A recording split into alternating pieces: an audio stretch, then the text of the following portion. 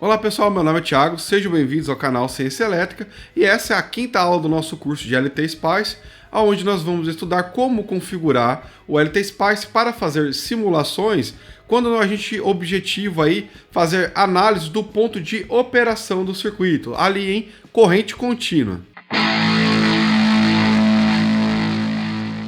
Bom, pessoal, esse tipo de análise, né, que é o ponto operacional para regimes permanentes, né, ou seja, o ponto de operação do circuito em corrente contínua, ele serve para a gente obter os valores das tensões nodais do circuito e também das correntes em cada um dos componentes, podendo ser utilizado aí para valores de potência, entre outras configurações, só que sempre visando a análise ali DC, ok? Bom, vamos começar então construindo um circuito aqui com alguns componentes, né? Abrir um novo esquemático.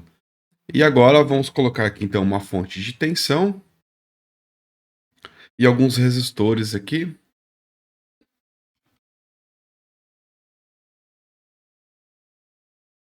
Vou colocar um capacitor aqui também.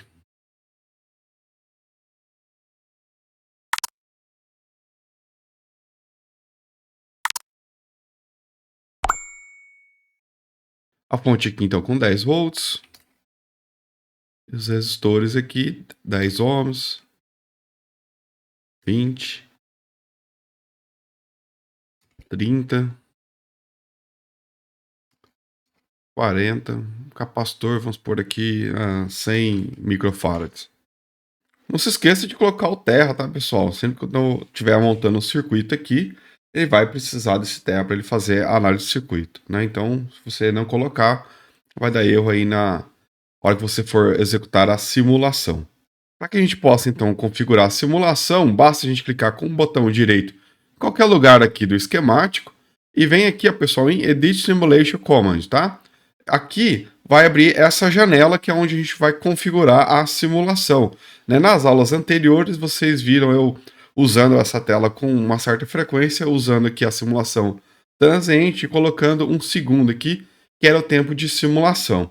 No caso dessa aula, onde nós vamos simular o ponto de operação em corrente contínua, pessoal, nós vamos usar a última guia aqui, ó, DCOP PNT, tá? Então, aí nós vamos usar aqui o ponto de operação de corrente contínua.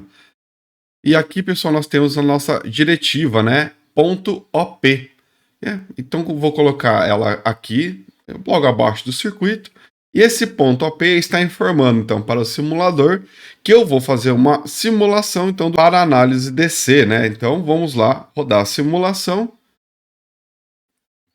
E essa aqui, então, é a janela com os resultados, tá? Deixa eu reduzir um pouco o tamanho dela aqui, para ficar com uma visão melhor de como que a gente vai ter, então, a análise para esses dados.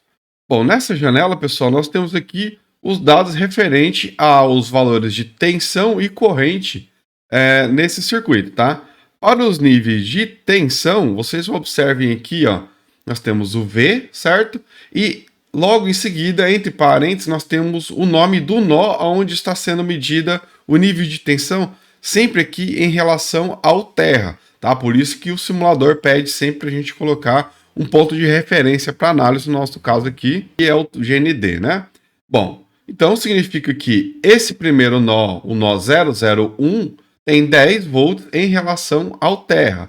O nó 2 tem aqui, ó, 6 volts em relação ao terra, tá? E já para a corrente, pessoal, nós vamos ter o valor da corrente em determinados componentes. Por exemplo, aqui no capacitor, ó, entre parênteses, o capacitor C1 tem ali uma corrente praticamente a 0 ampere, certo? Lógico, né, pessoal? Como nós estamos analisando circuitos em regime permanente, o capacitor tem sua corrente tendendo a 0. Por isso que a gente tem esse valor aí bastante pequeno para a corrente no capacitor. E olha lá, como o nosso resistor R4 aqui, pessoal, está em série com o capacitor e dispositivos em série tem a mesma corrente, vocês estão vendo aí o valor para a corrente no resistor 4, praticamente aí 0 também, certo? Agora, já os outros componentes, por exemplo, o resistor R1 que está em paralelo com a fonte, ó, nós temos aqui 1 ampere, certo? Temos 10 volts no resistor de 10 ohms, então 1 ampere. Os outros resistores ali, pessoal, observe que ele tem um valor ali negativo para a corrente. Isso se deve porque o simulador considera uma polaridade fixa para os terminais dos resistores, tá? Então a gente consegue alterar isso fazendo a rotação do componente. Mais especificamente ali os resistores R3 e R2, tá? Então vamos fazer o seguinte, ó, eu vou fechar aqui essa janela e vamos trabalhar aqui com a rotação desses componentes. Para isso eu vou apertar F7 para movimentar o componente, né? Lembrando que eu quero desconectar ele, Ctrl R para girar aqui 2 vezes e voltar ele para a posição. Vou fazer a mesma coisa aqui para o resistor R3. Então, ó, movi ele, vou rotacionar ele 2 vezes, né? 180 graus, e coloquei ele novamente. Vamos rodar a simulação e observe que agora os valores da corrente no resistor R2 e R3 agora estão positivos. Ou seja, a polaridade que o simulador considera aqui para os terminais do componente, né, uma polaridade fixa, agora estão no sentido de acordo com a orientação para a corrente entrando no componente aí, no terminal que o simulador considera como positivo, né?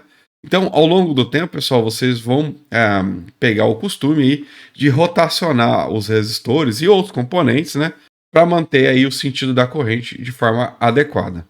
Para a gente fazer a análise da tensão, conforme vocês viram, né, ela é feita através da leitura dos nós, nós vamos fazer o seguinte. Eu vou fechar aqui, pessoal, essa janela e eu vou dar nome para esses nós, para que fique mais fácil a gente identificar cada um deles, tá? Se você colocar o mouse em cima do nó, pessoal, observe aqui ó, que eu estou com o mouse em cima desse primeiro nó sobre o resistor R1 e olha ali no canto inferior da esquerda que está escrito ali o nome dele, ó, VN001 10 volts. Ele já dá ali para gente o valor da tensão uma vez que a gente rodou a simulação, tá? Então, entre parênteses ali, N001 é o nome desse nó. Para que fique mais fácil a gente calcular uma tensão específica, eu vou modificar o nome desse nó utilizando aqui o nosso labelnet, tá? Então eu vou colocar aqui um nome de nó A, por exemplo, aqui, ó. Colocar aqui no terminal da esquerda do resistor R2 e vou colocar à direita do resistor R2 um outro label, tá? Vou modificar o nome dele aqui, né? Clicando com o botão direito ali para acessar essa janela, B. E agora eu tenho um nó com um nome específico. Eu vou rodar a simulação novamente e observe ali que agora as tensões nos dois primeiros nós ali é tensão V do nó A e V do nó B, certo? E agora se eu quero saber a tensão do resistor R2, basta eu calcular a diferença de potencial entre o nó A e B, né? No caso ali eu tenho 10 volts no nó A e 6 volts no nó B. A diferença de potencial é de 4 volts, sendo o terminal com maior potencial ali o nó A, né? Então, do nó A para o nó B, eu tenho ali 4 volts no resistor R2. Ainda, pessoal, observe que a gente não tem aí o valor da tensão no capacitor, mas eu poderia simplesmente vir aqui, ó, fechar novamente, e vou chamar aqui de nó C, né? E colocar sobre o capacitor C1. Agora, eu posso rodar novamente a simulação e eu tenho agora o nó C. Tá, pessoal? Então a tensão no nó C é 6 volts. Por quê? O capacitor aqui, em regime permanente, né, em corrente contínua, ele vai se comportar como se fosse uma chave aberta, né? Por isso ali a nossa corrente praticamente de 0 ampere. Então, uma vez que ele está nessa condição de regime permanente, ele tem a tensão toda aplicada a ele, que no caso é a tensão do nó B, que também é ali de 6 volts. O capacitor carregou, ele também tem ali 6 volts. Como não tem corrente no resistor R4, né? Então também não tem tensão ali sobre ele. Então, pessoal, vocês viram aí que é bastante simples aí obter uma análise do ponto de operação em corrente contínua para qualquer circuito, né? Basta a gente ter um pouco de noção aí de como a gente faz a interpretação para os níveis de tensão nos componentes, né? Lembrar aqui que a tensão que vai ser dada aqui para a gente é sempre uma tensão nodal em relação ao terra. E a corrente ela vai ser em relação ao próprio componente em questão. Além disso, pessoal, devemos levar em conta aqui a polaridade do componente na hora que a gente inserir, né? Olha só, o último componente aqui, pessoal, é a corrente, da nossa fonte V1. E ela está negativa por quê, pessoal? Porque a fonte de tensão está fornecendo 1,2 amperes, por isso esse valor negativo.